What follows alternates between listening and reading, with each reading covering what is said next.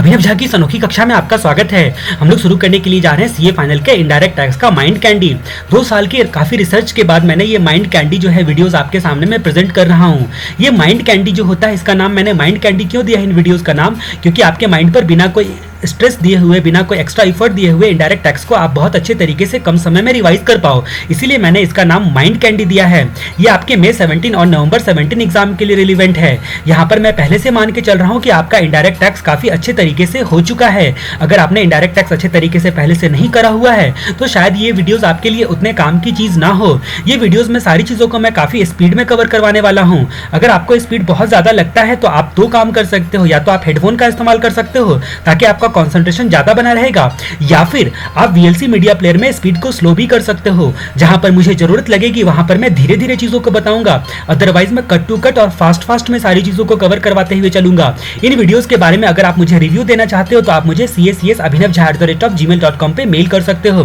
दूसरी बात कि अगर मान लो कि इन वीडियोस के रिस्पेक्ट में आप मुझे कुछ एडवाइस देना चाहते हो इंप्रूवमेंट करने के लिए, या फिर कहीं पर अगर आपको कोई गलतियां नजर आती है तो प्लीज आप मुझे casabhinavjha@gmail.com पे मेल करना। आप इन वीडियोस को वन डे बिफोर एग्जामिनेशन भी सुन सकते हो। ये वीडियोस अगर वन डे बिफोर एग्जामिनेशन आप सुनते हो और आपको और भी जल्दी रिवाइज करनी है तो आप वीएलसी मीडिया प्लेयर में स्पीड को बढ़ा भी सकते हो, 1.5 से लेकर 1.7 तक स्पीड के, डिपेंड अपॉन कि आपका कंसंट्रेशन कितना ज्यादा हो सकता है, आप स्पीड को बढ़ाकर सुन सकते हो। चलिए हम लोग बात करते हैं इनडायरेक्ट टैक्स पेपर के बारे में। आपका indirect tax paper CA final का सबसे इंटरेस्टिंग पेपर माना जाता है, लेकिन उसके साथ साथ ये पेपर उतना ज्यादा कॉम्प्लेक्स भी होता है, इसीलिए इसको बारीकी से आपको पढ़नी पड़ती है और काफी एनालिटिकल माइंड आपको अप्लाई करना पड़ता है। तो हम लोग सबसे पहले यहाँ पर बात करते हैं सिलेबस के बारे में। जैसा कि आपको पता है एक्साइज, सर्विस टैक्स और कस्टम 3 चीजें यहाँ पर पढ़नी पड़ती है। इसके अलावा आपका कॉमन टॉपिक्स होता है, अमेंडमेंट को आपको अलग से पढ़ना पड़ता है, आरटीपी आपका होता है, प्लस मॉक टेस्ट पेपर होता है। इसके अलावा आपका केस लॉज काफी मायने रखता है आपके लिए, 16 मार्क्स के करीब केस लॉज आते हैं, 16 से 20 नंबर के लिए। ठीक है, तो ये सारी चीजें अगर आप कर लेते हो तो आपके इनडायरेक्ट टैक्स की तैयारी अच्छी मानी जाती है। पहले हम लोग सर्विस टैक्स के बारे में अपनी चर्चा करते हैं। सर्विस टैक्स आपका सबसे पहले हम लोग बात करते हैं चार्जिंग सेक्शन के रिस्पेक्ट में, जो कि 66B में, सेक्शन 66B में बताया गया है चार्जिंग सेक्शन। और डिफिनेशन जो होता है वो आपका सेक्शन 65B में बताया गया है, फाइनेंस एक्ट के 65B में आपका डिफिनेशन बताया गया है। इसमें एक क्लॉज नंबर आपको याद रखना है 44। क्लॉज नंबर 44 आपको सर्विस को डिफाइन करता है, इसलिए आपको याद रखना है क्योंकि सर्विस का डिफिनेशन यहाँ पर दिया गया है, और जहां पर आपको डिफिनेशन दिया गया है सर्विस का, उसका क्लॉज के साथ तो आपको याद रखना ही पड़ेगा। बाकी आपको सेक्शन सब सेक्शन याद रखो ना रखो, लेकिन 65B का 44 आपको याद रखना पड़ेगा। 66B क्या बोलता है, चार्जिंग सेक्शन क्या बोलता है, सारे के सारे सर्विसेज पर, ऑल सर्विसेज पर एक्सेप्ट जो कि नेगेटिव लिस्ट में दिए गए हैं, सर्विस टैक्स चार्ज किया जाएगा। सारे के सारे सर्विसेज पर एक्सेप्ट जो कि नेगेटिव लिस्ट में दिए गए हैं, नेगेटिव मैंने ऐसे लिखा है तो आप पूरा का पूरा एग्जाम में नेगेटिव लिस्ट लिखोगे और साथ में इसका सेक्शन भी लिखोगे, सेक्शन 66D। ठीक है, मैं यहाँ पर शॉर्टकट्स यूज करता हूँ, इसका मतलब ये नहीं कि आप एग्जाम में शॉर्टकट्स यूज करना आपके लिए अलाउड है। मैं आपको समझने के लिए केवल और जल्दी में लिखने के लिए शॉर्टकट्स यूज करता हूँ। मैंने नेगेटिव लिस्ट ऐसे लिखा, टैक्सेबल टेरिटरी डबल टी करके लिखूंगा। ठीक है, तो सारे सर्विसेज पर एक्सेप्ट नेगेटिव लिस्ट, लेकिन include declared service. Declared service क्या होता है, डिक्लेयर्ड सर्विस में आपको फाइनेंस एक्ट बोलता है कि कुछ बातें हम डिक्लेयर्ड करते हैं, साफ साफ बोल देते हैं कि आपका मन करे या ना करे, जो भी बातें हम आपको बता रहे हैं उसको आपको सर्विस मानना पड़ेगा और अकॉर्डिंगली उस पर सर्विस टैक्स देना पड़ेगा। ये बातें डिक्लेयर कर दी गई, इसलिए उसको बोला गया है डिक्लेयर्ड सर्विस। और नेगेटिव लिस्ट में कुछ लिस्ट दिए गए हैं, कुछ बातें दी गई है जिसके हिसाब से नेगेटिव लिस्ट क्या बोलता है कि सर्विस टैक्स आपको देने की आवश्यकता नहीं है, क्योंकि ये नेगेटिव लिस्ट में आता है। तो सेक्शन 66 का भी चार्जिंग सेक्शन के बारे में बताता है। चार्जिंग सेक्शन बताता है कि सारे सर्विसेज पर एक्सेप्ट नेगेटिव लिस्ट पर, इंक्लूडिंग डिक्लेयर्ड सर्विस पर सर्विस टैक्स देना पड़ेगा स्पेसिफाइड रेट से, और स्पेसिफाइड मैनर से उसका कलेक्शन किया जाएगा। अब हम लोग रेट की जहां तक बात करते हैं तो किसी भी टैक्स के लिए आपको 2 चीजें चाहिए होती हैं, एक आपको वैल्यू चाहिए होती है, दूसरा आपको रेट चाहिए होता है। वैल्यू की बात जहां तक हम लोग करते हैं वो आपके सेक्शन 67 को अगर रूल के साथ रीड करते हैं तो आपको वैल्यू के बारे में पता चलेगा। ये आपका ग्रॉस अमाउंट चार्ज यहाँ पर मेन रूप से वैल्यूएशन किया जाता है, मतलब जो एक्चुअल पैसा होता है, कंसिडरेशन होता है, उसको आप वैल्यू मानते हो। लेकिन कहीं कहीं आपको नॉशनल वैल्यू भी लेना पड़ता है। नॉशनल वैल्यू को आप एडहॉक वैल्यू के नाम से भी पुकारते हो, जैसा सर्विस टैक्स में फाइनेंस एक्ट ने बोला वैसा वैसा नॉशनल वैल्यू कहीं कहीं पर लेना पड़ता है, जो आप देखोगे। अब जहां तक रेट के बारे में चर्चा करते हैं तो रेट आपका सर्विस टैक्स का 14% है। उसके अलावा 0.5% आपको स्वच्छ भारत सेस देना पड़ता है। ठीक है, उसके अलावा आपको 0.5% जो होता है कृषि कल्याण सेस देना पड़ता है। ये तीनों सर्विस की वैल्यू पर देनी पड़ती है, इसीलिए इफेक्टिव रेट मिलाकर 15% का होता है। स्वच्छ भारत सेस जो होता है वो आपका 15 नवंबर 2015 को आया। 15 नवंबर 2015 को स्वच्छ भारत सेस आया, इफेक्टिव हुआ, और 1 जून 2016 से 1 जून 2016 से ये आपका कृषि कल्याण सेस भी लगेगा। सारे की सारी टैक्सेस जो होती है वो वैल्यू पर लगती है। सर्विस टैक्स के बारे में कुछ और बातें हम लोग जानते हैं कि अगर एक पर्सन दूसरे पर्सन को सर्विस प्रोवाइड करता है तभी सर्विस टैक्स लगता है, यानी कि दो पर्सन का होना जरूरी है। एक्टिविटी या फिर आपका सर्विस परफॉर्म करता है, ठीक है, तो उस सिचुएशन में दो पर्सन का होना जरूरी है। दूसरी बात, कंसिडरेशन का होना अनिवार्य है। अगर कंसिडरेशन नहीं हुआ तो फिर सर्विस नहीं टैक्सेबल होगा। सर्विस कभी भी टैक्सेबल उसी सिचुएशन में नहीं होगा। सर्विस हमेशा टैक्सेबल टेरिटरी में प्रोवाइड किया जाएगा तभी जाकर टैक्सेबल होगा। टैक्सेबल टेरिटरी रूल वगैरह के हिसाब से डिटरमाइन किया जाएगा, जो कि हम लोग आगे चल के देखने वाले हैं। तो पहली बात, एक पर्सन दूसरे पर्सन को देगा, कंसिडरेशन चार्ज करेगा, सर्विस टैक्सेबल टेरिटरी में प्रोवाइड किया जाएगा। सर्विस जो होगा वो सेक्शन 65B के हिसाब के 44 के हिसाब से सर्विस होना चाहिए तभी टैक्स लगेगा। सर्विस होगा तभी टैक्स लगेगा। अगर नेगेटिव लिस्ट में हुआ या फिर एग्जम्पशन नोटिफिकेशन से अगर एग्जम्प्ट किया गया है तो भी सर्विस टैक्स नहीं लगेगा। नेगेटिव लिस्ट में हुआ या फिर एग्जम्पशन नोटिफिकेशन से एग्जम्प्ट किया गया है तो भी सर्विस टैक्स आपका नहीं लगेगा, ठीक है। तो इसके बारे में हम लोगों ने थोड़ी बातें देखी। अब हम लोग प्रिस्क्राइब्ड मैनर में सर्विस टैक्स का कलेक्शन किया जाएगा। प्रिस्क्राइब्ड मैनर में कैसे कलेक्शन किया जाता है सर्विस टैक्स का, वो हम लोग बाद में आगे चल के देखेंगे सारी चीजों को। यहाँ पर इन बारे में person to person, consideration, taxable territory, negative list, exemption notification और सर्विस का डेफिनेशन, ये सारी चीजों के बारे में हम विशेष चर्चा करने वाले हैं। इसीलिए यहाँ पर मैंने थोड़ा थोड़ा आपको आइडिया दिया है, केवल आपको इतना ध्यान रखना है, ठीक है। और ये डेट के साथ आपको याद रखना है 15 नवंबर 2015 और 1 जून 2016 कृषि कल्याण सेस का इफेक्टिव रेट आपका 15% का होता है। उसके बाद 65B में कुछ डिफिनेशन के बारे में आता है। 65B में डिफिनेशन बताया गया है फाइनेंस एक्ट के। यहाँ पर 44 नंबर सर्विस का डिफिनेशन बोलता है, ये आपको मैं बहुत अच्छी तरीके से करवाऊंगा। उसके अलावा आपका कुछ डिफिनेशन होता है, जैसे टैक्स का डिफिनेशन, टैक्सेबल सर्विस क्या होता है, ठीक है। टैक्सेबल सर्विस क्या होता है? टैक्सेबल सर्विस वही होता है जो कि आपके चार्जिंग सेक्शन के हिसाब से जिस पर सर्विस टैक्स की लेवी होती है उसको क्या बोलेंगे? टैक्सेबल सर्विस बोलेंगे। नॉन टैक्सेबल सर्विस किसको बोलेंगे? अगर आउटसाइड इंडिया में सर्विस प्रोवाइड किया जाए, ध्यान रहे मैंने यहाँ पर ये नहीं बोला है नॉन टैक्सेबल टेरिटरी, मैंने बोला है आउटसाइड इंडिया में सर्विस प्रोवाइड किया जाए या फिर नेगेटिव लिस्ट में दिया गया हो तो वो आपका नॉन टैक्सेबल सर्विस बोला जाता है। आउटसाइड इंडिया में या फिर नेगेटिव लिस्ट में दिया गया है तो नॉन टैक्सेबल सर्विस बोला जाता है। उसके बाद बात करते हैं एग्जेम्प्टेड सर्विस की, इसको बोला जाता है। एग्जेम्प्टेड सर्विस जो आपका सर्विस जिस पर सर्विस टैक्स जिस पर लेवी तो होती है 66B के हिसाब से, लेकिन किसी एग्जम्पशन नोटिफिकेशन के कारण एग्जेम्प्ट होता है, उसको हम लोग क्या बोलेंगे? एग्जेम्प्टेड सर्विस बोलेंगे। सर्विस टैक्स जो होता है उसका एक्सटेंट क्या होता है? सर्विस टैक्स पूरे इंडिया पर एप्लीकेबल होता है लेकिन जम्मू कश्मीर पर एप्लीकेबल नहीं होता है। एक्सेप्ट जम्मू एंड कश्मीर पूरे इंडिया पर सर्विस टैक्स एप्लीकेबल होता है। इंडिया का डिफिनेशन जो होता है वो 5 भाग में दिया गया है। ये सारे जो हैं 2 नंबर के आपके पूछ सकते हैं, लेकिन अदरवाइज उतना भी ज्यादा स्ट्रेस देने की जरूरत नहीं है। तो सबसे पहले जमीन की बात करते हैं। इंडिया में सबसे पहले जमीन आता है। स्टेट और यूनियन टेरिटरी जो कि इंडियन कॉन्स्टिट्यूशन के हिसाब से होगा, स्टेट और यूनियन टेरिटरी। उसके बाद स्पेसिफाइड एक्ट के हिसाब से territorial water, continental self, exclusive economic zone, ठीक है, और अदर मेरीटाइम जोन, ये सब होगा आपका territorial water, continental self, exclusive economic zone, other maritime zone, दूसरा पॉइंट। उसके बाद पानी में ही आता है एक आपका सीबेड का मतलब समुद्र तल। उसके बाद जो होता है सबसॉइल। जो सबसॉइल क्या होता है? सबसॉइल जो है टेरिटोरियल वाटर के नीचे जो मिट्टी का हिस्सा होता है, सबसॉइल टेरिटोरियल वाटर के अंडरलेइंग में जो होता है उसको हम लोग भी इंडिया मानेंगे। उसके बाद जहां तक बात करते हैं एयर स्पेस यानी कि आपका जमीन हो गया, ये दोनों पॉइंट पानी का हो गया। उसके बाद हवा का हो गया। हवा जो आपका टेरिटरी के ऊपर में है या फिर टेरिटोरियल वाटर के ऊपर में है वो सारे के सारे जो होते हैं इंडिया माने जाएंगे। उसके अलावा सबसे इंपॉर्टेंट पॉइंट और 5वां पॉइंट होता है आपका कोई भी इंस्टॉलेशन या फिर स्ट्रक्चर या फिर वेसल, इंस्टॉलेशन स्ट्रक्चर या वेसल जो कि कॉन्टिनेंटल सेल्फ ऑफ इंडिया में हो, कॉन्टिनेंटल सेल्फ ऑफ इंडिया या फिर एक्सक्लूसिव इकोनॉमिक जोन के अंतर्गत हो। अब क्यों गया ये आपका इंस्टॉलेशन स्ट्रक्चर या वेसल कॉन्टिनेंटल सेल्फ में या एक्सक्लूसिव इकोनॉमिक जोन में? ताकि पेप कर सके, यानी कि प्रोस्पेक्टस आपका प्रोस्पेक्टिंग एक्सट्रैक्शन या फिर आपका क्या बोल सकते हैं प्रोडक्शन, प्रोस्पेक्टिंग एक्सट्रैक्शन या प्रोडक्शन कर सके। किस चीज का? मिनरल ऑयल का या फिर नेचुरल गैस का, मिनरल ऑयल का या फिर नेचुरल गैस का आपका पेप कर सके, प्रोस्पेक्टिंग एक्सट्रैक्शन या फिर प्रोडक्शन कर सके। उसके बाद हम लोग बात करते हैं टैक्सेबल टेरिटरी के बारे में, टैक्सेबल सर्विस के बारे में। तो यहां पर तो ये आपका मान लो कि क्या बोलते हैं टैक्सेबल टेरिटरी के बारे में। तो टैक्सेबल टेरिटरी क्या होता है? जिस टेरिटरी में इस प्रोविजन का चैप्टर जो है अप्लाई होता है। नॉन टैक्सेबल टेरिटरी क्या होता है? जो टैक्सेबल टेरिटरी में नहीं आता है, यानी कि आउटसाइड द टैक्सेबल टेरिटरी का हिस्सा को आप नॉन टैक्सेबल टेरिटरी बोलोगे। बाकी ये सब रूल के हिसाब से डिटरमाइन किया जाता है। ये डेफिनेशन इतना इंपॉर्टेंट नहीं है, इसकी वजह से मैंने जल्दी आपको थोड़ा थोड़ा आइडिया दे दिया, ठीक है, थोड़ा थोड़ा आपको आइडिया यहाँ पर दे दिया। अब जहाँ तक हम लोग बात करते हैं अगले सेक्शन के बारे में जो कि आपका सबसे इंपॉर्टेंट सेक्शन माना जाता है, सेक्शन 65B का 44 जो कि सर्विस को डिफाइन करता है। सर्विस का मतलब क्या होता है? सर्विस का मतलब होता है कोई भी एक्टिविटी जो एक पर्सन के द्वारा कैरी आउट किया जाता है दूसरे पर्सन के लिए। एक पर्सन से दूसरे पर्सन के लिए एक्टिविटी कोई भी की जाती है, ठीक है, कोई भी एक्टिविटी, उसको हम लोग सर्विस बोलेंगे। लेकिन इसमें कंसिडरेशन का इन्वॉल्व होना जरूरी होता है, कंसिडरेशन इसमें इन्वॉल्व होना जरूरी होता है, ठीक है। तो ये बात यहाँ पर बताई गई सर्विस के डिफिनेशन में। लेकिन यहाँ पर इसी डिफिनेशन में बोला गया है कि कुछ बातें सर्विस में इंक्लूड नहीं होती है, ठीक है। तो एक्सक्लूजन पार्ट में क्या बोला गया है, नॉट इंक्लूड।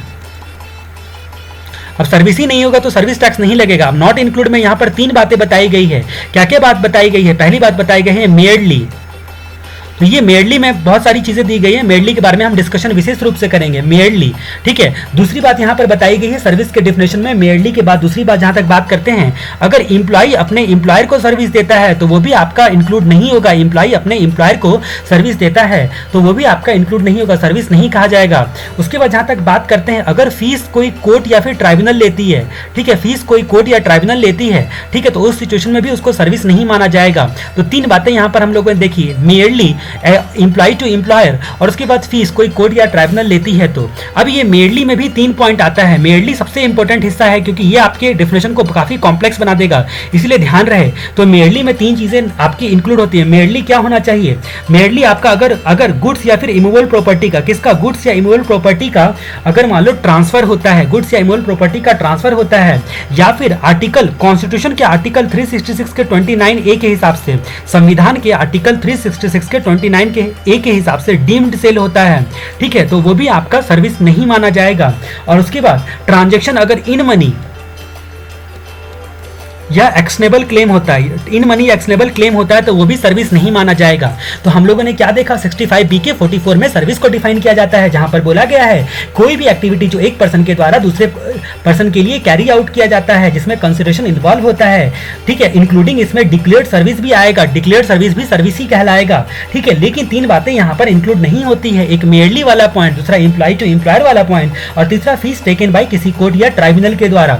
उसके बाद मेयरली में आता है गुड्स या इमूवेबल प्रॉपर्टी का अगर ट्रांसफर किया जाता है, मेयरली ट्रांसफर किया जाता है, या फिर आर्टिकल 366 के क्लॉज नंबर 29A के हिसाब से डीम्ड सेल होता है, या फिर अगर ट्रांजैक्शन इन मनी या फिर एक्शनेबल क्लेम है तो ऐसी सिचुएशन में भी वो आपका सर्विस नहीं माना जाएगा। अब जहां तक मेयरली की बात करते हैं, गुड्स या इमूवेबल प्रॉपर्टी का ट्रांसफर जो होता है वो चाहे सेल्स बोलकर हो या फिर गिफ्ट बोलकर हो या किसी भी मैनर में ट्रांसफर क्यों ना हो।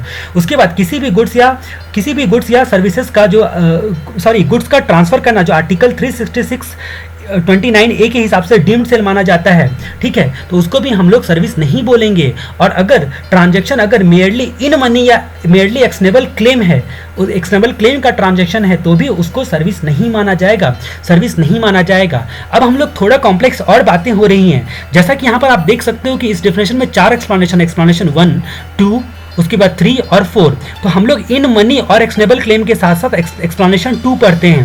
एक्सप्लेनेशन 2 यानी कि ये वाला एक्सप्लेनेशन हम लोग पढ़ते हैं इस डेफिनेशन को। तो इन मनी और एक्शनेबल क्लेम के बारे में मेरी अभी चर्चा होगी। आपको फ्लो समझ में आना चाहिए कि यहाँ पर हम लोग इन मनी और एक्शनेबल क्लेम के बारे में अपनी चर्चा करने के लिए जा रहे हैं। तो मनी या एक्शनेबल क्लेम का ट्रांजेक्शन, मनी या एक्शनेबल क्लेम का ट्रांजेक्शन एक्सप्लेनेशन 2 के साथ अगर हम लोग रीड करते हैं तो यहाँ पर हम लोग बात करते हैं कि इसमें कुछ एक्सक्लूजन वाला पार्ट है, इसमें कुछ एक्सक्लूजन वाला पार्ट है।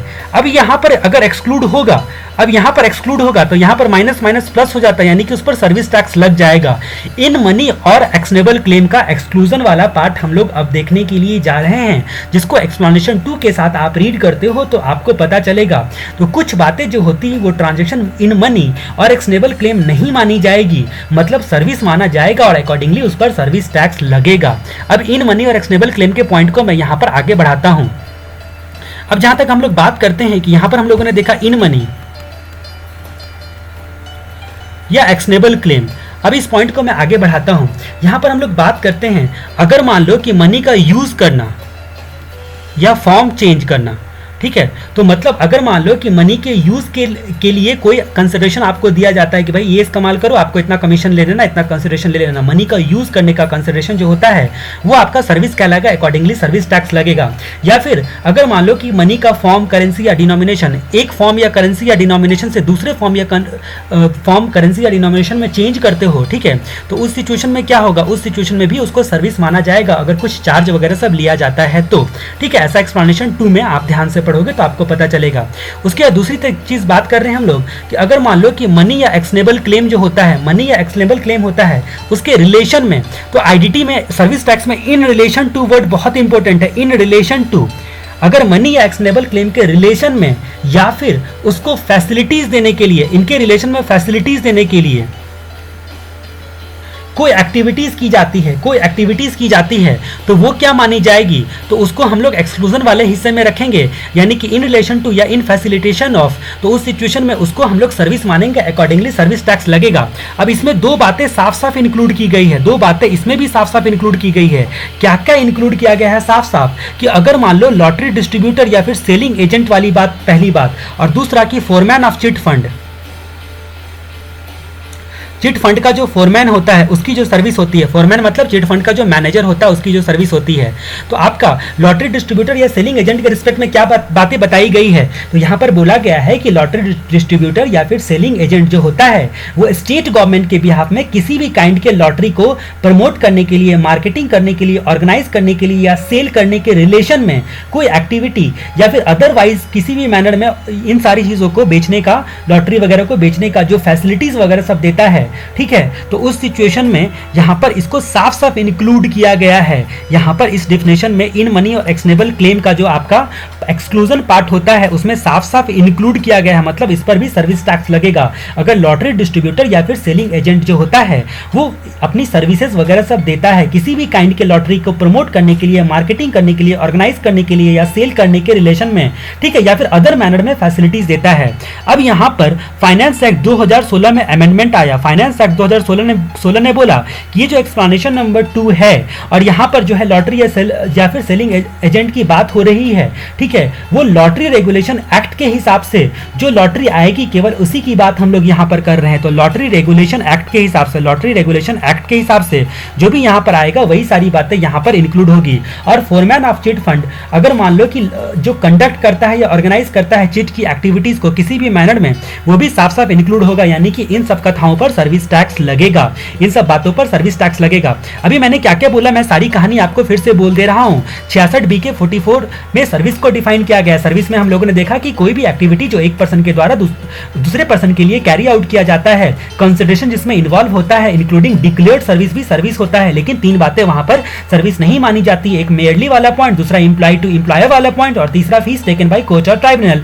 जो फीस जो मेयरली वाला पॉइंट था उसमें तीन बातें हमने देखी। गुड्स या इमोल प्रॉपर्टी का ट्रांसफर करना किसी भी मैनर में, चाहे सेल्स बोलकर, गिफ्ट बोलकर, या फिर आप अदर मैनर में ट्रांसफर करते हो, या फिर किसी भी दूसरा पॉइंट हम लोगों ने देखा था किसी भी गुड्स का ट्रांसफर या फिर डिलीवरी या सप्लाई करना, जो कि आर्टिकल 366 के हिसाब से, 366 के क्लॉज नंबर 29A के हिसाब से डीम्ड सेल माना जाएगा। और तीसरी बात हम लोगों ने देखी थी मनी और एक्शनेबल क्लेम के बारे में। जो तीसरी बात हम लोगों ने देखी थी मनी और ट्रांजैक्शन इन मनी और एक्शनेबल क्लेम, इसमें ही हम लोगों ने काफी सारी चीजें देखी एक्सप्लेनेशन 2 में। एक्सप्लेनेशन 2 के साथ जब हम लोगों ने रीड किया था तो क्या देखा कि कुछ बातें ट्रांजैक्शन इन मनी और एक्शनेबल क्लेम नहीं मानी जाएगी, मतलब सर्विस टैक्स उस पर लगेगा। उसमें हम लोगों ने दो बातें देखी थी, मनी का यूज या फिर फॉर्म बदलना, यूज या फिर उसका फॉर्म करेंसी या डिनोमिनेशन बदलना दूसरे फॉर्म करेंसी या डिनोमिनेशन में, ठीक है। दूसरी बात हम लोगों ने देखी थी मनी और एक्शनेबल क्लेम के रिलेशन में या फिर उसको फैसिलिटी देने के रिस्पेक्ट में जो सर्विसेज होती है, इसमें साफ साफ दो बातें इंक्लूड की गई है। दो बातें साफ साफ इसमें क्या क्या इंक्लूड की गई है, आपका जो लॉटरी डिस्ट्रीब्यूटर या सेलिंग एजेंट होता है उसका काम, सेलिंग एजेंट होता है उसका काम। यहाँ पर फाइनेंस एक्ट 2016 में बोला गया कि ये सब लॉटरी की बात हम लोग नहीं कर रहे हैं, लॉटरी रेगुलेशन एक्ट 1998 के हिसाब से जो लॉटरी होती है उसी की बात हम लोग केवल कर रहे हैं। दूसरा आपका फोरमैन ऑफ चिट फंड की जो एक्टिविटी होती है किसी भी मैनर में, ठीक है, वो भी आपकी इंक्लूड होगी। अब हम लोग यहाँ पर आगे बात करते हैं। एक्सप्लेनेशन 2 हम लोगों ने देख लिया, ठीक है। एक्सप्लेनेशन 2 काफी कॉम्प्लेक्स था और आपको ध्यान देना है। अब हम लोग एक्सप्लेनेशन 1 की बात करते हैं कि ये एक्सप्लेनेशन 1 क्या बोलता है। ये एक्सप्लेनेशन बोलता है कॉन्स्टिट्यूशनल अथॉरिटी के बारे में, कॉन्स्टिट्यूशनल अथॉरिटी के बारे में, ठीक है। ये क्या बोलता है कि सर्विस नहीं माना जाएगा अगर कोई फंक्शन या ड्यूटी कॉन्स्टिट्यूशनल अथॉरिटी परफॉर्म करती है। कॉन्स्टिट्यूशनल अथॉरिटी का मतलब हो गया जो फंक्शन MP या फिर MLA या फिर पंचायत का मेंबर या म्युनिसिपैलिटी का मेंबर या फिर लोकल अथॉरिटी का मेंबर परफॉर्म करता है, ठीक है। तो ये सब आपके कॉन्स्टिट्यूशनल अथॉरिटी के फंक्शन माने जाएंगे। दूसरे किसको माना जाएगा, कोई भी पर्सन अगर अपना ड्यूटी कॉन्स्टिट्यूशन के हिसाब से जो पोस्ट होल्ड करता है एज सच उस पोस्ट की वजह से, उस कैपेसिटी की वजह से ड्यूटी अगर परफॉर्म करता है तो, ठीक है। तो पहली बात हम लोगों ने देखी कि MP MLA के बारे में, MP MLA या फिर पंचायत का मेंबर हो गया, म्युनिसिपैलिटीज का मेंबर हो गया या लोकल अथॉरिटी का मेंबर हो गया।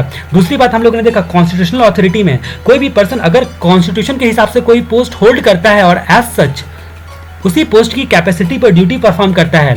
तीसरी बात कि सेंट्रल गवर्नमेंट, स्टेट गवर्नमेंट या लोकल अथॉरिटी के द्वारा एस्टेब्लिश की गई कोई बॉडी का चेयरपर्सन या फिर मेंबर, ठीक है, या फिर डायरेक्टर अगर कोई ड्यूटी परफॉर्म करता है, ठीक है, अगर कोई ड्यूटी परफॉर्म करता है तो उस सिचुएशन में तो ये सारी जो चीज़ें होती है, सेंट्रल गवर्नमेंट या स्टेट गवर्नमेंट या फिर लोकल अथॉरिटी ने अगर कोई एस्टेब्लिशमेंट स्थापित किया है या फिर कोई बॉडी है उसका, उसके चेयरपर्सन या उसके मेंबर, ठीक है, या फिर उसके डायरेक्टर के द्वारा परफॉर्म किया गया ड्यूटी, ठीक है।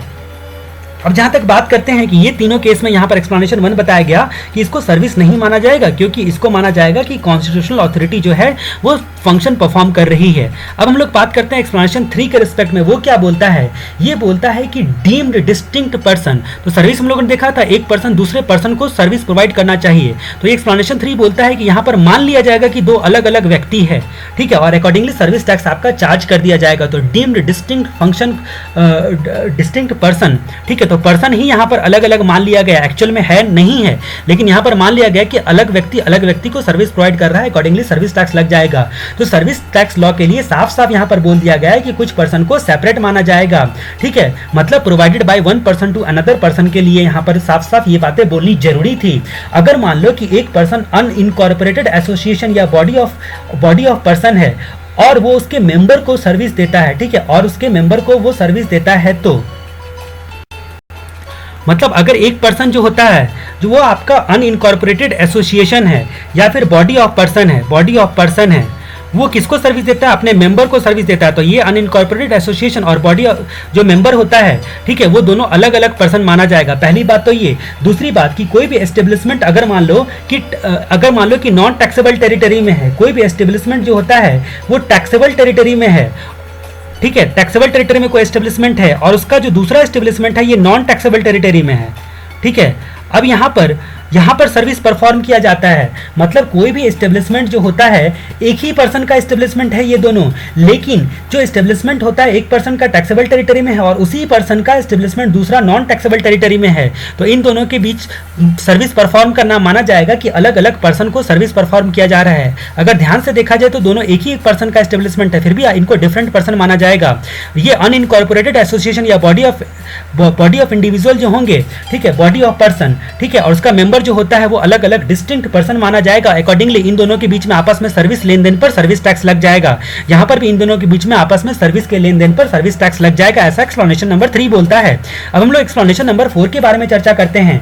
अगर मान लो कि कोई ब्रांच, एजेंसी या रिप्रेजेंटेशनल ऑफिस है, ठीक है, किसी एस्टेब्लिशमेंट का, ठीक है, तो कोई पर्सन का, एनी पर्सन का अगर मान लो कि ब्रांच, एजेंसी या फिर रिप्रेजेंटेशनल ऑफिस है, तो ये क्या मान लिया जाएगा? तो ये मान लिया जाएगा कि उस पर्सन का टैक्सेबल टेरिटरी में, अगर मान लो कि ये ब्रांच, एजेंसी या फिर आपका रिप्रेजेंटेशनल ऑफिस जो होता है वो टैक्सेबल टेरिटरी में है, तो मान लिया जाएगा कि उस पर्सन का एस्टेब्लिशमेंट ही टैक्सेबल टेरिटरी में है। ये मानकर उस पर सर्विस टैक्स लगाया जाएगा, ये मानकर कि उस पर्सन का एस्टेब्लिशमेंट ही पूरा का पूरा टैक्सेबल टेरिटरी में है, ये मानकर यहाँ पर सर्विस टैक्स लगाया जाएगा। तो इस तरह से एक्सप्लेनेशन 4 हम लोगों ने देखा। अब हम लोग कुछ अदर एस्पेक्ट के बारे में चर्चा करते हैं सर्विस के रिस्पेक्ट में, जहां पर विशेष रूप से कई सारी चीजों के बारे में हम लोग चर्चा करेंगे। सर्विस का मतलब होता है कोई भी एक्टिविटी जो एक पर्सन कैरी करता है दूसरे पर्सन के लिए। अब एक्टिविटी का मतलब होता है कोई भी एक्ट या फिर वर्क, ठीक है, एक्ट, वर्क या फिर डीड डन,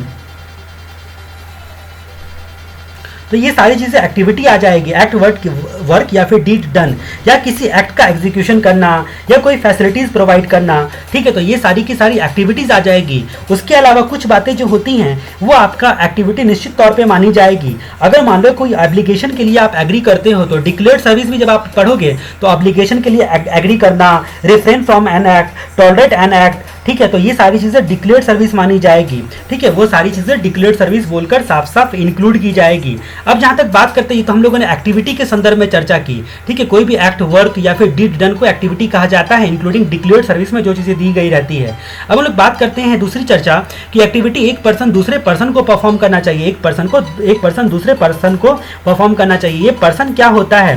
पर्सन जो होता है वो आपका जैसे इनकम टैक्स में डिफाइन किया गया वैसा ही आपका individual, HUF, company, society, society, LLP, firm, AOP, BOI, चाहे इनकॉर्पोरेटेड हुआ हो या ना हुआ हो, गवर्नमेंट, लोकल अथॉरिटी और एवरी आर्टिफिशियल जुडिशियल पर्सन। ठीक है, तो गवर्नमेंट, लोकल अथॉरिटी और एवरी आर्टिफिशियल जुडिशियल पर्सन भी यहाँ पर पर्सन के डिफिनेशन में आएगा। टैक्सेबिलिटी के लिए 2 सेपरेट पर्सन होना चाहिए, क्योंकि सेल्फ सर्विस पर खुद को खुद सर्विस देने पर सर्विस टैक्स नहीं लगता है। ठीक है, तो यानी कि एक पर्सन दूसरे पर्सन को सर्विस प्रोवाइड करना चाहिए। अब जहां तक बात करते हैं एक्टिविटी, पक्का से पक्का कंसिडरेशन के लिए होना चाहिए। कंसिडरेशन जो होता है वो सर्विस प्रोवाइड के रिस्पेक्ट में मॉनेटरी या फिर नॉन मॉनेटरी कंसिडरेशन जो होता है वो रिसीव होना चाहिए या फिर रिकवर होना चाहिए। ठीक है, मतलब किसी भी तरह से सर्विस रिसीवर का पेबल होना चाहिए वो चीजें। अगर मान लो कि एक्टिविटी बिना कंसिडरेशन के दी जाए तो उसको सर्विस नहीं माना जाएगा, अकॉर्डिंगली सर्विस टैक्स नहीं लगेगा। जैसे आपका डोनेशन हो गया, गिफ्ट हो गया या फिर फ्री चैरिटी हो गया। कंसिडरेशन यहाँ पर जरूरी है।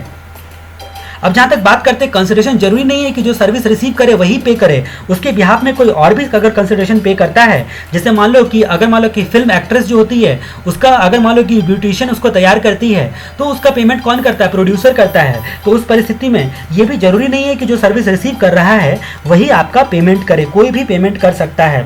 कंसिडरेशन का पेमेंट जो होता है वो कॉन्ट्रैक्चुअल रेसिप्रोसिटी की वजह से होना चाहिए, मतलब कॉन्ट्रैक्ट का होना अनिवार्य है। मतलब एक पर्सन दूसरे पर्सन को सर्विस परफॉर्म करेगा और जिसको सर्विस परफॉर्म करेगा उसको या उसके बिहाफ में किसी अदर को ऑब्लिगेशन होना चाहिए कंसिडरेशन पे करने का। मतलब ध्यान रहे आपको, कॉन्ट्रैक्चुअल रेसिप्रोसिटी होनी चाहिए। ठीक है, मतलब दोनों तरफ से कॉन्ट्रैक्ट होना चाहिए। अब जहां तक बात करते हैं कंसिडरेशन में और कुछ चर्चाएं, फाइन और पेनाल्टी जो होती है, जो भी किसी भी एक्ट के तहत फाइन और पेनाल्टी अगर चार्ज किया जाता है तो उस सिचुएशन में क्या होता है, वो क्या कंसिडरेशन माना जाएगा? तो फाइन और पेनाल्टी कानूनी परिणाम होता है किसी पर्सन के एक्शन का, इसमें कोई सर्विस इन्वॉल्व नहीं होता है, इसीलिए फाइन और पेनाल्टी को एक्टिविटी फॉर कंसिडरेशन नहीं बोला जा सकता है, इसीलिए सर्विस टैक्स भी नहीं लगेगा। अब जहां तक बात करते हैं कि क्या गवर्नमेंट को टैक्स का पेमेंट किया जाता है तो उस पर आपको सर्विस टैक्स लगेगा। तो गवर्नमेंट आपको सर्विस देती है, उसका कुछ आपको अता पता नहीं होता है कि टैक्स लेके कैसे कैसे क्या क्या सर्विस देती है, एग्जैक्टली 1-to-1 रिलेशन नहीं होता है। इसीलिए गवर्नमेंट को टैक्स का पेमेंट जो उसके सर्विस के लिए किया जाता है उसके बावजूद भी उसको कंसिडरेशन नहीं माना जाएगा टैक्स पेमेंट को। अब हम लोग बात करते हैं कि डिक्लेयर्ड सर्विस किसको बोलते हैं। हम लोगों ने एक डिफिनेशन देखा था, हम लोगों ने सर्विस का डिफिनेशन देखा था सेक्शन 65B के 44 में। अब 44 को अगर आधा कर दो तो उसका क्लॉज नंबर 22 की बात जहां तक हम लोग करते हैं, ये आपका क्या बताता है? ये आपको डिक्लेयर्ड सर्विस के बारे में बताता है। डिक्लेयर्ड सर्विस के बारे में बताता है कोई भी एक्टिविटी जो कैरी आउट किया जाता है एक पर्सन के द्वारा दूसरे पर्सन को कंसिडरेशन के लिए। ठीक है, और उसमें इंक्लूड होगा डिक्लेयर्ड सर्विस। डिक्लेयर्ड सर्विस जो है वो आपका सेक्शन 66E में जो है बताया गया है, सेक्शन 66E के हिसाब से डिक्लेयर्ड सर्विस। तो आप 65B के 22 में इतना ही बताया गया है कि 66E में जो सर्विस होगा उसी को डिक्लेयर्ड सर्विस माना जाएगा। 66E में लिस्ट दिया गया है जो डिक्लेयर्ड सर्विस किसको किसको बोला जाएगा, क्या क्या डिक्लेयर्ड सर्विस होगा, वो सारे के सारे जो होते हैं वो लिस्ट दिए गए हैं। अब जहाँ तक डिक्लेयर्ड सर्विस के लिस्ट के बारे में बात करते हैं तो क्या क्या सर्विसेज आपके डिक्लेयर्ड सर्विस माने जाएंगे, क्या क्या सर्विसेज आपके डिक्लेयर्ड सर्विस माने जाएंगे। तो सबसे पहले आता है कि इमूवेबल प्रॉपर्टी का किराए पर देना, इमूवेबल प्रॉपर्टी का रेंटिंग डिक्लेयर्ड सर्विस माना जाएगा। दूसरी बात करते हैं कि जो भी कंस्ट्रक्शन वगैरह सब का सर्विस होता है उसको भी डिक्लेयर्ड सर्विस माना जाएगा, कंस्ट्रक्शन का सर्विस भी डिक्लेयर्ड सर्विस माना जाएगा। उसके बाद इंटेलेक्चुअल प्रॉपर्टी राइट का ट्रांसफर करना वो भी डिक्लेयर्ड सर्विस माना जाता है। इंटेलेक्चुअल प्रॉपर्टी राइट का ट्रांसफर करना डिक्लेयर्ड सर्विस माना जाता है। उसके बाद जहां तक बात करते हैं जो भी IT इंफॉर्मेशन टेक्नोलॉजी सॉफ्टवेयर होता है उसका डेवलपमेंट वगैरह सब जो होता है वो आपका क्या माना जाएगा, डिक्लेयर्ड सर्विस माना जाएगा। उसके बाद किसी भी एक्ट को टॉलरेट करना, एक्ट या सिचुएशन को, या फिर टू डू करना, ठीक है, टू डू करने का ऑब्लिगेशन, तो यहां पर आपका टॉलरेट करना या फिर टू डू एन एक्ट, ठीक है। तो इसका मतलब क्या हो गया, किसी भी एक्ट को या सिचुएशन को टॉलरेट करना और डू करना, ठीक है, उसका ऑब्लिगेशन जो होता है वो डिक्लेयर्ड सर्विस माना जाएगा। उसके बाद बात करते हैं कि अगर मान लो कि हायरिंग या लीजिंग का केस है, ठीक है, हायरिंग या लीजिंग के बिना, ठीक है, हायरिंग या लीजिंग करते हो किसी गुड्स का, आप हायरिंग या लीजिंग करने का सर्विस देते हो किसी गुड्स का। अब इसमें क्या करते हैं, आप राइट का ट्रांसफर नहीं करते हो, मतलब जो आपका ओनरशिप होता है और कंट्रोल होता है वो खुद का आपका ही होता है, केवल आप गुड्स को यूज़ करने के लिए, इस्तेमाल करने के लिए गुड्स का लीजिंग या हायरिंग करते हो, तो ठीक है, बिना उसके राइट का ट्रांसफ़र किए हुए, तो वो भी आपका डिक्लेयर्ड सर्विस माना जाएगा। अब जहाँ तक बात करते हैं, अगर मान लो कि activity in relation to hire purchase, मैंने आपको बोला था कि सर्विस टैक्स में इन रिलेशन टू वर्ड का बहुत महत्व है, इन रिलेशन टू। अगर आपका एक्टिविटीज़ जो होता है वो in relation to hire purchase या इंस्टॉलमेंट पेमेंट होता है, तो in relation to hire purchase या इंस्टॉलमेंट पेमेंट होता है तो उसको क्या माना जाएगा, तो उसको भी डिक्लेयर्ड सर्विस बोला गया है, उसको भी डिक्लेयर्ड सर्विस बोला गया है। उसके बाद बात करते हैं कि वर्क्स कॉन्ट्रैक्ट, ये वाला सबसे इंपॉर्टेंट है। वर्क्स कॉन्ट्रैक्ट का जो सर्विस पोर्शन होता है वो भी आपका डिक्लेयर्ड सर्विस माना जाएगा। वर्क्स कॉन्ट्रैक्ट का सर्विस पोर्शन जो होता है वो भी आपका डिक्लेयर्ड सर्विस माना जाएगा। उसके अलावा डिक्लेयर्ड सर्विस में क्या क्या आता है, सेक्शन 66E में उसके अलावा क्या क्या आता है, ये काफ़ी डिटेल में आपको पढ़ना है। इसके लिए आपको ये सारी चीज़ें याद हो जाएगी, अभी आप टेंशन लेने की ज़रूरत नहीं है। सेक्शन 66A में जो रेस्टोरेंट या कैटरिंग टाइप का जो एक्टिविटीज़ होता है, जिसमें फूड या फिर other article for human consumption, चाहे ड्रिंक, जो ड्रिंक होता है वो टॉक्सिकेटिंग या इनटॉक्सिकेटिंग कुछ भी हो सकता है, अगर as a part of activity उसको सर्व करने का काम दिया जाता है तो वो भी आपका डिक्लेयर्ड सर्विस माना जाएगा, उसको भी डिक्लेयर्ड सर्विस माना जाएगा। और लास्ट में जो फाइनेंस एक्ट 2016 में एक बात बताई गई, जो कि आपका 10वां नंबर पॉइंट होता है डिक्लेयर्ड सर्विस का, ये बोलता है कि गवर्नमेंट अगर राइट असाइन करती है रेडियो फ्रीक्वेंसी स्पेक्ट्रम का राइट असाइन करती है, ठीक है, अगर सरकार गवर्नमेंट अगर राइट असाइन करती है रेडियो फ्रिक्वेंसी स्पेक्ट्रम को इस्तेमाल करने का, या फिर उसका सब्सिक्वेंट ट्रांसफ़र किया जाता है, तो उस परिस्थिति में उसको डिक्लेयर्ड सर्विस माना जाएगा। तो डिक्लेयर्ड सर्विस में हम लोगों ने लंबा चौड़ा लिस्ट देखा। डिक्लेयर्ड सर्विस हम लोगों ने कहाँ देखा, सेक्शन 66E में डिफाइन किया गया है। कहाँ पर बताया गया है, 66E में डिक्लेयर्ड सर्विस को बताया गया है, जिसमें क्या क्या बोला गया है। रेंटिंग ऑफ इमूवेबल प्रॉपर्टी, ध्यान से सुनो आप, सबसे पहले बोला गया है कि किराए पर देना इमूवेबल प्रॉपर्टी का, दूसरा कंस्ट्रक्शन सर्विस, तीसरा आईपीआर यानी कि इंटेलेक्चुअल प्रॉपर्टी राइट का ट्रांसफर, चौथा आईटी सॉफ्टवेयर का, जो भी आईटी सॉफ्टवेयर होते हैं उसका डेवलपमेंट डिप्लॉयमेंट वगैरह सब। उसके बाद पांचवी बात हम लोगों ने देखी कि यहाँ पर टॉलरेट एन एक्ट और सिचुएशन या फिर to do an act obligation के तहत, या फिर हम लोगों ने छठी बात देखी हायरिंग लीजिंग वगैरह का। अगर मान लो कि गुड्स को हायर या लीज पे दिया जाता है, जिसमें आप मतलब राइट का ट्रांसफर नहीं करते विदाउट ट्रांसफरिंग द राइट, ठीक है, राइट टू यूज को ट्रांसफर किए बिना। उसके बाद activity in relation to hire purchase या instalment payment, service portion of execution of works contract का। उसके बाद रेस्टोरेंट या कैटरिंग सर्विसेज का टाइप का जो एक्टिविटीज होता है, जिसमें फूड या फिर अदर आर्टिकल, खाने पीने के आइटम को ह्यूमन कंजम्पशन के लिए इंक्लूडिंग ड्रिंक को, चाहे इंटॉक्सिकेटिंग ड्रिंक क्यों ना हो, as a part of activity जो होती है सर्व वगैरह का काम किया जाता है। फिर यहाँ पर हम लोगों ने लास्ट नंबर पॉइंट देखा कि फाइनेंस एक्ट 2016 में 14 मई 2016 से 15 मई 2016 से गवर्नमेंट अगर राइट असाइन करती है, ठीक है, रेडियो फ्रिक्वेंसी स्पेक्ट्रम का, या फिर उसका सब्सिक्वेंट ट्रांसफर किया जाता है, तो वो क्या कहलाएगा, वो आपका एक्टिविटी सर्विस कहलाएगा। वो एक्टिविटी राइट का असाइनमेंट करना और आपका सब्सिक्वेंट ट्रांसफर जो होता है वो सर्विस कहलाएगा। और जैसा कि आपको पता है कि गवर्नमेंट अगर किसी को सर्विस देती है तो रिवर्स चार्ज मैकेनिज्म से जो सर्विस रिसीवर होता है, ठीक है, उसको टैक्स देना पड़ता है। सर्विस रिसीवर जो होता है उसको टैक्स देना पड़ता है। बाकी हम लोग 66E के बारे में, डिक्लेयर्ड सर्विस के बारे में विशेष चर्चा जो करेंगे वो उस चैप्टर में, डिक्लेयर्ड सर्विस के चैप्टर में जाके करेंगे। अब हम लोग चैप्टर नंबर, यहाँ पर हम लोग कुछ और बातें यहाँ पर चर्चा करते हैं। यहाँ पर हम लोगों ने जो सेक्शन 65B का 44 देखा था, उसमें सर्विस का डेफिनेशन देखा था। उसमें हम लोगों ने देखा था कि सर्विस में क्या क्या इंक्लूड नहीं होता है। उसमें एक पॉइंट देखा था मेयरली के बारे में, ठीक है, उसमें हमने काफ़ी डिटेल में चर्चा की थी। अब जहाँ तक बात करते हैं कि अगर मान लो कि टाइटल गुड्स या इमोरल प्रॉपर्टी का टाइटल ट्रांसफ़र किया जाता है, गुड्स या इमोरल प्रॉपर्टी का टाइटल ट्रांसफ़र किया जाता है, ठीक है, तो वो सर्विस नहीं कहलाएगा। फिर हम लोगों ने देखा था आर्टिकल 366 के 29A के हिसाब से जो डीम्ड सेल होता है वो भी सर्विस नहीं कहलाएगा। और तीसरा हम लोगों ने ट्रांजेक्शन इन मनी और एक्सनेबल क्लेम देखा था। इसको एक्सप्लेनेशन 2 के साथ जब पढ़ा था तो विशेष रूप से हमने काफ़ी डिटेल में यहाँ पर चर्चा की थी। अब जहाँ तक बात करते हैं यहाँ पर गुड्स या इमोरल प्रॉपर्टी के रिस्पेक्ट में, गुड्स किसको बोला जाता है, तो ये आपका 65B के 25 में डिफाइन किया गया है। गुड्स किसको बोला जाता है, 65B के 25 में डिफाइन किया गया है। किसी भी तरह की मूवेबल प्रॉपर्टी जो होती है except actionable claim and money, ठीक है, वो गुड्स कहलाएगी। अब गुड्स में इंक्लूड होगा ग्रोइंग क्रॉप या फिर ग्रास जो होता है वो भी गुड्स आपका कहलाएगा। जो ग्रोइंग क्रॉप या फिर ग्रास होता है वो भी आपका गुड्स कहलाएगा। या फिर अदर थिंग जो धरती से अटैच्ड है, ठीक है, मतलब जो अटैच्ड है या फिर लैंड का आपका पार्ट फॉर्म कर रहा है, ठीक है, और उसको सेल से पहले जो होता है सर्व करने का एग्रीमेंट है या फिर कॉन्ट्रैक्ट के तहत आपको सेल करना है, ठीक है, तो वो सारी चीज़ें जो होती है गुड्स कहलाती है। तो गुड्स में मूवेबल प्रॉपर्टी, कितनी भी मूवेबल प्रॉपर्टी होती है वो सारे के सारे गुड्स कहलाएंगी, जिसमें growing crop, grass, other article या थिंग वगैरह सब जो लैंड से अटैच होता है या लैंड का फॉर्म पार्ट होता है, वो सारी की सारी चीज़ें जो हैं वो गुड्स में इंक्लूड होगी। अब जहाँ तक बात करते हैं कि जो सिक्योरिटीज़ होता है, सिक्योरिटीज़ उसको भी आप गुड्स मानोगे। सिक्योरिटीज़ जो होता है, सबसे पहले सवाल उठता है कि वो गुड्स होता है या नहीं होता है। तो जहाँ तक बात करते हैं कि अगर सिक्योरिटीज़ को गुड्स माना तो क्या इम्प्लीकेशन होगा सर्विस टैक्स में, आप क्या क्या जो होते हैं उसके परिणाम होंगे सिक्योरिटीज़ के बारे में। क्या सिक्योरिटीज़ गुड्स होता है? तो सिक्योरिटीज़ को खरीदने, बेचने या फिर उसका रिडम्पशन करने पर, मतलब गुड्स का ट्रांजैक्शन या उसको गुड्स को ट्रांसफ़र माना जाता है, मतलब ट्रांसफ़र ऑफ टाइटल माना जाता है। लेकिन अगर सिक्योरिटी के रिलेशन में कोई सर्विस दी जाए, in relation to such transaction, ठीक है, तो उसको एक्टिविटी ऑफ सर्विस मानी जाएगी। ठीक है, एक्टिविटी ऑफ सर्विस मानी जाएगी। तो ये सिक्योरिटीज़ के बारे में हम लोगों ने देखा कि सिक्योरिटीज़ गुड्स होता है। डेरिवेटिव्स भी जो होता है वो सिक्योरिटी ही मानी जाती है। डेरिवेटिव्स जो होता है वो भी सिक्योरिटी के डिफिनेशन में इंक्लूड होता है। इसकी वजह से डेरिवेटिव का ट्रांसफर करना भी टाइटल ऑफ गुड्स का ट्रांसफर माना जाता है। सिमिलरली म्यूचुअल फंड या डिवेंचर का खरीदना बेचना भी सिक्योरिटीज माना जाता है।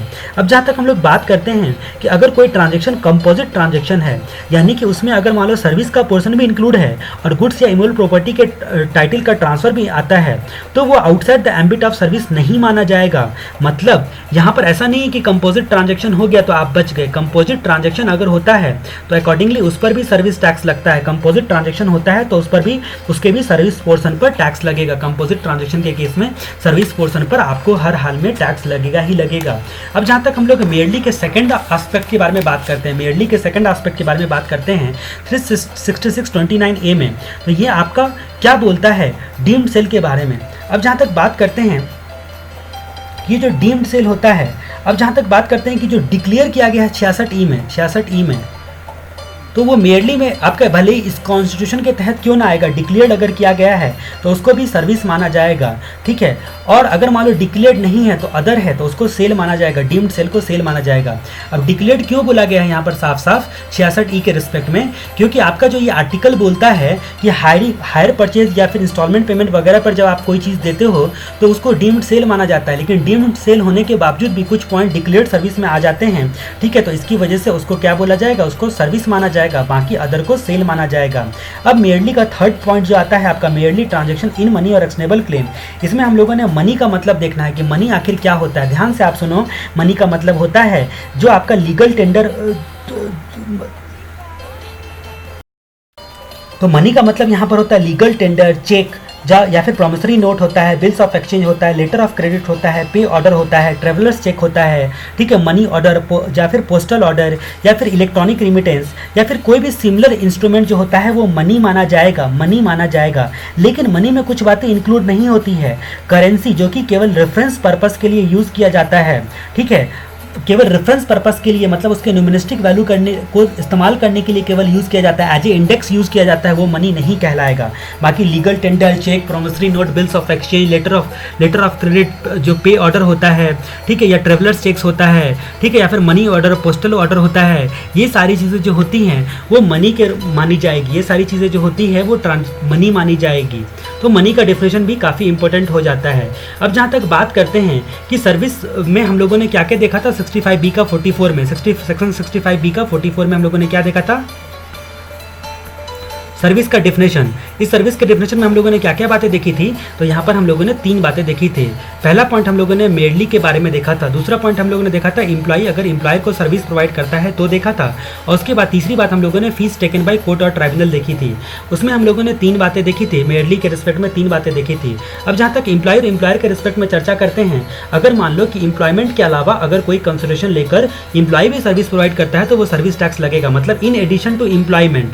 ठीक है, कोई सर्विस आप प्रोवाइड करते हो तो ठीक है। अब जहाँ तक बात करते हैं कि प्रिंसिपल टू प्रिंसिपल अगर सर्विस प्रोवाइड किया जाता है तो उसको सर्विस कॉन्ट्रैक्ट मानकर सर्विस टैक्स लगेगा। टर्मिनेशन पर एम्प्लॉय लोगों को जो पैसा मिलता है उस पर सर्विस टैक्स नहीं लगता है, क्योंकि एम्प्लॉयर के रिलेशन में मिला है। उसके बाद जहाँ तक बात करते हैं कि आपका जो आपका नॉन कॉम्पिटेंस फीस जो होता है, ठीक है, नॉन कॉम्पिटेंस फीस। तो जैसा कि आपको पता है कि किसी काम को टॉलरेट करना या टू डू एन एक्ट करना डिक्लेयर्ड सर्विस होता है। मान लो कि आपको बोला गया कि भाई हमारी कंपनी से आप जा तो रहे हो, टर्मिनेट तो हो रहे हो, लेकिन जाने के बाद जो इस एरिया में होता है, जैसे मान लो कि ये स्टेट है तो इस स्टेट में आप ये काम मत करना, तो यानी कि इसके लिए आपको जो फीस दिया जाता है, पैसा दिया जाता है, उसको नॉन कम्पिटिंग फीस बोलते हैं। तो उस पर आपको सर्विस टैक्स लग जाएगा, उसको सर्विस माना जाएगा, उसको आपको सर्विस माना जाएगा। तो ये कुछ एस्पेक्ट हम लोगों ने यहाँ पर चर्चा करी। मैंने जल्दी जल्दी आपको सारी बातें बताने की कोशिश की है, आपको इस बात को काफ़ी विशेष रूप से फोकस करना है। उसके बाद जहाँ तक बात करते हैं कि आपका कई बार क्या होता है कि आपका गुड्स जो होता है वो टैक्सेबल होता है, लेकिन वहाँ पर क्या होता है, अबेटमेंट मिलता है। अबेटमेंट मतलब कुछ एक्सटेंट तक आपको जो है ग्रॉस अमाउंट चार्ज, इसको आप क्या मानते हो, वैल्यू मानते हो। तो जो वैल्यू आप लेते हो ना, वैल्यू अगर मान लो वैल्यू आपकी 100 है और आपको 60% का अबेटमेंट है, 100 वैल्यू है, आपको 60% का अबेटमेंट है, तो 100 में से 60 गया तो केवल 40 की वैल्यू पर, 40 लाख की वैल्यू पर आपको सर्विस टैक्स लगेगा। इसको अबेटमेंट बोलते हैं। ये आपके नोटिफिकेशन नंबर 26/2012 में बताया गया है। 26/2012 नोटिफिकेशन नंबर में बताया गया है। जैसे आपका 25/2012 मैंने बताया था, दो नोटिफिकेशन आपको पक्का याद रखना है। 25/2012 ये आपको मेगा एग्जाम्शन नोटिफिकेशन के बारे में बताया गया है। इसमें कई सारी एंट्री दी गई है, जिसके रिस्पेक्ट में जिस एंट्री से आपको पता चलेगा कि कहाँ कहाँ सर्विस टैक्स नहीं लगता है। और 26/2012 आपको अबेटमेंट के बारे में बताया गया है। अबेटमेंट के बारे में बताया गया है, अगर मान लो टैक्सेबल सर्विसेज है प्लस गुड्स एंड मटेरियल जो होती है, जो सर्विस होती है, टैक्सेबल सर्विस होती है, और गुड्स एंड सर्विसेज भी इसमें ट्रांसफर किया जाता है, जैसे वर्क्स कॉन्ट्रैक्ट वगैरह सब हो गया, ठीक है। तो उस सिचुएशन में क्या होता है, तो कंपोजिट वैल्यू पर जो आपका टोटल वैल्यू होता है उसमें सर्विस का पोर्शन निकालने के लिए जनरली ये अबेटमेंट का स्पेसिफाई किया जाता है। ये अबेटमेंट जो होती है वो स्पेसिफाई किया जाता है। अब हम लोग फाइनेंस एक्ट 2016 में आए कृषि कल्याण सेस के बारे में चर्चा करते हैं। कृषि कल्याण सेस फाइनेंस एक्ट 2016 में आप क्या आया, फाइनेंस एक्ट 2016 में क्या आया, कृषि कल्याण सेस ये आया। ये क्या बोलता है कि कितने % से लगेगा कृषि कल्याण सेस और कहाँ कहाँ लगेगा, परसेंटेज के बारे में जहाँ तक चर्चा करते हैं तो सारे टैक्सेबल सर्विसेज की वैल्यू पर 0.5% के रेट से कृषि कल्याण सेस लगेगा। मतलब ये आपके chapter number 6 of finance act के चैप्टर नंबर 6 से इंट्रोड्यूस किया गया फाइनेंस एक्ट 2016, ठीक है। इसमें बोला गया यहाँ पर आपको टैक्सेबल, हर एक टैक्सेबल सर्विस की वैल्यू पर 0.5% से कृषि कल्याण सेस लेवी एंड कलेक्ट किया जाएगा। कृषि कल्याण सेस का इफेक्टिव डेट जो होता है वो 1/6/2016 माना जाएगा। पहली बात तो ये। दूसरी बात तक जहाँ तक हम लोग चर्चा करते हैं कि किसको कृषि कल्याण सेस नहीं लगेगा, जो सर्विस फुल्ली एग्जेम्प्टेड है, फुल्ली एग्जेम्प्ट है, ठीक है, या फिर 66B के तहत नेगेटिव लिस्ट में आया है, फुल्ली एग्जेम्प्ट है या फिर नेगेटिव लिस्ट में डाला गया है, उस सर्विस पर कृषि कल्याण सेस नहीं लगेगा। अब तीसरी बात जहां तक हम लोग इसके रिस्पेक्ट में करते हैं, इसके संदर्भ में करते हैं, कृषि कल्याण सेस का यूटिलाइजेशन कैसे होगा, मतलब कृषि कल्याण टैक्स से जो पैसा सरकार के पास आएगा उसका यूटिलाइजेशन कैसे होगा। तो सबसे पहले जैसा कि आपके कॉन्स्टिट्यूशन ऑफ इंडिया में लिखा गया है, किसी भी टैक्स के रिस्पेक्ट में सेंट्रल गवर्नमेंट क्या करती है, सेंट्रल गवर्नमेंट के पास जो पैसा जमा होता है वो कंसोलिडेटेड फंड में जाता है, उसके बाद बजट पास होता है पार्लियामेंट में, उसके बाद उन पैसों का इस्तेमाल किया जाता है। तो कृषि कल्याण सेस का इस्तेमाल कृषि के कल्याण के लिए यानी कि एग्रीकल्चर इनिशिएटिव या फिर उसके रिलेशन में खर्च किया जाएगा। अब जहां तक बात करते हैं चौथे नंबर पॉइंट की, किस अमाउंट पर कृषि कल्याण सेस लगेगा, तो कृषि कल्याण सेस सर्विस की वैल्यू पर लगेगा, ना कि सर्विस टैक्स के अमाउंट पर, वैल्यू पर लगेगा, ध्यान रहे, ना कि सर्विस टैक्स के अमाउंट पर। उसके बाद जहां तक बात करते हैं कि जो आपका स्वच्छ भारत सेस और कृषि कल्याण सेस को मिलाकर इफेक्टिव रेट क्या होगा, 14% सर्विस टैक्स का, 0.5% आपका स्वच्छ भारत सेस का और 0.5% कृषि कल्याण सेस का, तो टोटल आपका कितना हो गया, 15% इफेक्टिव रेट हो जाएगा। उसके बाद जहाँ तक बात करते हैं आगे पॉइंट की कि जो कृषि कल्याण सेस के अमाउंट पर क्या आपको सनवेट क्रेडिट मिलेगा, सवाल ये उठता है। तो स्वच्छ भारत सेस का क्रेडिट किसी को नहीं मिलता है, स्वच्छ भारत सेस जो था आपका उसका क्रेडिट किसी को नहीं मिलता है, चाहे वो आउटपुट सर्विस प्रोवाइडर हो, चाहे वो मैन्युफैक्चरर हो, किसी को नहीं मिलता है। लेकिन जो कृषि कल्याण सेस होता है, कृषि कल्याण सेस का क्रेडिट जो होता है वो आउटपुट सर्विस प्रोवाइडर को मिलता है, आउटपुट सर्विस प्रोवाइडर को मिलता है। लेकिन जो आउटपुट सर्विस प्रोवाइडर को जो मिलता है उसका कृषि कल्याण सेस का पेमेंट जो होता है, क्रेडिट का पेमेंट केकेसी को पे करने के लिए ही यूज़ किया जा सकता है। ठीक है, तो केकेसी का क्रेडिट केकेसी को पे करने में ही यूज़ किया जा सकता है।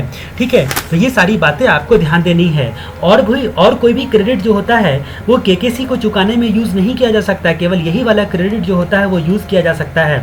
अगर मान लो कि फर्स्ट टाइम लेवी का सवाल है तो केकेसी कैसे लगेगा? केकेसी फर्स्ट टाइम लेवी हो रहा है, ठीक है, आपको इसकी वजह से रूल नंबर 5 जो होता है पॉट का अप्लाई किया जाएगा, पॉइंट ऑफ टैक्सेशन का रूल नंबर 5 अप्लाई किया जाएगा। अब रूल नंबर 5 क्या होता है टैक्स को, कृषि कल्याण सेस को डिटरमाइन करने के लिए, ये हम लोग आगे देखेंगे। अब जहाँ तक बात करते हैं कि कुछ स्पेशल मेथड कृषि कल्याण सेस को डिटरमाइन करने का मेथड, किसी स्पेशल केस में स्पेशल मेथड से कृषि कल्याण सेस को डिटरमाइन किया जाएगा। अगर मान लो कि नोटिफिकेशन नंबर 26/2012 का एबेटमेंट लिया जा रहा है, ठीक है, तो जो आपको केकेसी किस वैल्यू पर लगेगा, जैसा कि आपको पता है कि वैल्यू ऑफ सर्विस पर केकेसी लगता है, तो वैल्यू आफ्टर एबेटमेंट, ठीक है। मान लो कि अगर आपने गुड्स ट्रांसपोर्ट एजेंसी का सर्विस दिया है 10 करोड़ का और आपको जो होती है वो आपको 30% की वैल्यू पर एबेटमेंट के बाद जो होता है वो केवल 3 करोड़ पर आपको सर्विस टैक्स देना पड़ता है। ठीक है, 3 करोड़ पर मान लो आपको सर्विस टैक्स देना पड़ता है, तो उस सिचुएशन में ये 3 करोड़ पर आपका कृषि कल्याण सेस और स्वच्छ भारत सेस लगता है। ठीक है, और सर्विस टैक्स लगता है, ना कि इस वैल्यू पर लगता है। ठीक है, एबेटमेंट के बाद की वैल्यू पर। अब जहाँ तक बात करते हैं, ये तो एबेटमेंट स्कीम हो गया, लेकिन मान लो कि एडहॉक बेसिस पर यानी कि नेशनल स्कीम से service tax determination of value rule के तहत अगर मान लो कि सर्विस दिया जा रहा है, जैसे कि मान लो कि एक आपका रूल नंबर 2A होता है, रूल नंबर 2A में आपका वर्क्स कॉन्ट्रैक्ट बताया गया है। वर्क्स कॉन्ट्रैक्ट में बताया गया है कि अगर ओरिजिनल वर्क होता है, ठीक है, अगर ओरिजिनल वर्क का मामला होता है तो उस सिचुएशन में 40% पर सर्विस टैक्स लगता है, 40% वैल्यू पर। और अदर मामला होता है तो उस सिचुएशन में आपको ओरिजिनल वर्क के अलावा कोई मामला होता है तो 70% वैल्यू पर सर्विस टैक्स लगता है। इसी तरह रूल नंबर 2A के बाद रूल नंबर 2C बताया गया है, वो रेस्टोरेंट एंड कैटरिंग सर्विस के बारे में बताता है। रेस्टोरेंट एंड कैटरिंग सर्विस में भी इसी तरह परसेंटेज जो है स्पेसिफाई किया गया है। अब जहाँ तक बात करते हैं कि कृषि कल्याण सेस और जो आपका स्वच्छ भारत सेस होता है वो ये वाली 40% या ये वाली 70% वैल्यू पर लगेगा। ठीक है, इस अमाउंट पर लगेगा। इसमें एबेटमेंट के बाद लगेगा, जो वैल्यू आएगी उस पर आपको कृषि कल्याण सेस और स्वच्छ भारत सेस लगता है। और इसमें ये 40% या 70% जो भी वैल्यू आती है उस पर आपको क्या करता है, सर्विस टैक्स जो है और कृषि कल्याण सेस और स्वच्छ भारत सेस लगेगा। दोनों सेस का एक ही नियम। अब जहाँ तक तीसरे की बात करते हैं स्पेशल केस की, यहाँ पर हम लोग बात करते हैं कि रूल नंबर 6 आपका एक सर्विस टैक्स रूल का रूल नंबर 6 होता है, वो आपको एडहॉक बेसिस पे बताता है कि भाई आपके पास ऑप्शन होता है एयर ट्रेवल एजेंट के पास लाइफ इंश्योरेंस प्रीमियम के केस में, या फिर फॉरेन करेंसी को परचेज एंड सेल के केस में, या फिर लॉटरी डिस्ट्रीब्यूटर या सेलिंग एजेंट के केस में। ठीक है, तो यहाँ पर बताया गया है कि जो भी सर्विस टैक्स लायबिलिटी को नेशनल मेथड से डिटरमाइन की जाएगी, नेशनल मेथड मतलब एक तरीका बता दिया गया है, तो उस तरीके के हिसाब से जो सर्विस टैक्स लायबिलिटीज होती है, ठीक है, सर्विस टैक्स लायबिलिटीज होती है, उसमें 14 से डिवाइड किया जाएगा, 14% से डिवाइड किया जाएगा और मल्टीप्लाई बाय 0.5%। इसी तरह सेम इसी फॉर्मूला से स्वच्छ भारत सेस डिटरमाइन किया गया और इसी फॉर्मूला से आपका कृषि कल्याण सेस डिटरमाइन किया जाएगा। जो भी सर्विस टैक्स लायबिलिटीज होगी उसको पहले डिवाइड करना पड़ेगा 14% से और मल्टीप्लाई करना पड़ेगा 0.5% से। ठीक है, 14 से डिवाइड करो और 0.5 से मल्टीप्लाई करो। इसका मतलब क्या हो गया, अगर हम लोग देखें तो इफेक्टिव रेट कितना था, 14% प्लस 0.5% स्वच्छ भारत सेस प्लस 0.5% आपका कृषि कल्याण सेस, टोटल मिला के आपका इफेक्टिव रेट 15% होता है। अब जो भी टैक्स लायबिलिटीज आएगी उस मेथड से, रूल नंबर 6 वाले मेथड से टैक्स लायबिलिटी आएगी, वो मान लो वो जो भी अमाउंट आएगा उसको 15% नहीं माना जाएगा, उसको 14% माना जाएगा, इसीलिए 14 से डिवाइड करना होता है, मल्टीप्लाई बाय 0.5। इससे क्या हो गया, आपका स्वच्छ भारत सेस आ गया। Same formula, tax liability divided by 14 into 0.5, ये आपका कृषि कल्याण सेस आ गया। अब ये साफ साफ जो है बता दिया गया है सर्कुलर और नोटिफिकेशन के थ्रू। अदरवाइज क्या होता है, 15 से आप डिवाइड करते हैं और 0.5 से मल्टीप्लाई करते हैं, लेकिन ध्यान रहे यहाँ पर 14 से डिवाइड करना है।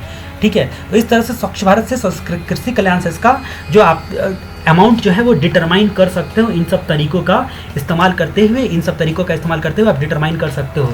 अब हम लोग कुछ अदर एस्पेक्ट देखते हैं यहाँ पर कृषि कल्याण सेस के बारे में। सेंट्रल गवर्नमेंट ने बोला कि 2 कंडीशन को जो पूरा करेगा, ठीक है, उसका कृषि कल्याण सेस जो है वो माफ़ होगा। अब सेंट्रल गवर्नमेंट का ये 2 कंडीशन क्या क्या है। सबसे पहले कि अगर मान लो 31 मई 2016 तक ठीक है, ऑन और बिफोर 31 मई 2016 सर्विस कंप्लीट होना चाहिए। मतलब टू बी प्रोवाइडेड का मामला ना हो, टू बी प्रोवाइडेड का मामला ना हो, कंप्लीट होना चाहिए सर्विस, कंप्लीट होना चाहिए सर्विस। ठीक है, दूसरी बात कि 31 मई 2016 तक इनवॉइस भी इशू हो चुका हो, मतलब सर्विस भी कंप्लीट हो इस तारीख तक और इनवॉइस भी इशू हो चुका हो, तो उन लोगों को कृषि कल्याण सेस माफ होगा, उन लोगों को कृषि कल्याण सेस नहीं लगेगा। अब जहां तक बात करते हैं कि जो किस वैल्यू पर आपका लगता है कृषि कल्याण सेस, तो जैसा कि आपको पता है कि वैल्यू जो सर्विस टैक्स की डिटरमाइन की जाती है वो सेक्शन 67 उसके रूल के साथ रीड करने पर आपको पता चलता है। तो अगर मान लो कि वैल्यू इस सेक्शन 67 क्या बोलता है कि अगर वैल्यू मनी में है तो डायरेक्ट ग्रॉस अमाउंट चार्ज, जो भी चार्ज करता है सर्विस प्रोवाइडर सर्विस रिसीवर से मनी वैल्यू में, ठीक है, तो वो पूरा का पूरा वैल्यू कहलाएगा। लेकिन अगर मान लो काइंड है, तो काइंड में है अगर कंसिडरेशन तो फेयर मार्केट वैल्यू ली जाएगी, फेयर मार्केट वैल्यू ली जाएगी। लेकिन अगर अदर का मामला है, ठीक है, मतलब पार्शियली मनी में और पार्शियली काइंड में है या फिर अदरवाइज इन सबसे डिटरमाइन नहीं किया जा सकता है, तो उसके रिस्पेक्ट में सर्विस टैक्स वैल्यूएशन रूल जो होता है 2006 में दिया गया था, जिसके बारे में हम लोग वैल्यूएशन चैप्टर में विशेष रूप से चर्चा करेंगे। तो इसके साथ आपका बेसिक कंसेप्ट चैप्टर का जो आपका रिवीजन था, क्विक रिवीजन, वो कंप्लीट होता है। बेसिक का रिवीजन, क्विक रिवीजन कंप्लीट होता है। अब हम लोग chapter number 2 point of taxation के बारे में चर्चा करेंगे, जो कि हम लोग अगले वीडियो में पॉइंट ऑफ टैक्सेशन के बारे में basic concept with respect to POT देखेंगे।